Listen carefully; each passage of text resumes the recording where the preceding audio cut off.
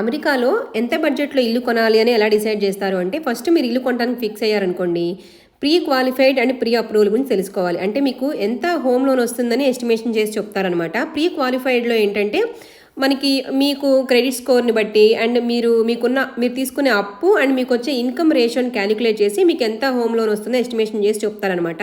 So, దీంట్లో ఎటువంటి verification చేయకుండా మీకు ఎస్టిమేషన్ చేసిస్తారు. అదే ప్రీ అప్రూవల్ అయితే మీ డాక్యుమెంట్స్ మొత్తం వెరిఫై చేసి మీ ఎంప్లాయర్ దగ్గర కూడా కాల్ చేసి డీటెయిల్స్ అన్ని తీసుకొని వాళ్ళు ఎస్టిమేషన్ అనేది వేసిస్తారనమాట. ఫర్ సపోజ్ $500కే వస్తుంది అనుకోండి మీకు హోమ్ లోను, మీరు చూసే ఇల్లు $700 అనుకోండి. సో మిగిలిన $200 మీ అకౌంట్లో ఉండాలి. మీ ఓన్ మనీతోనే పెట్టి కొనుక్కోవాల్సి వస్తుంది.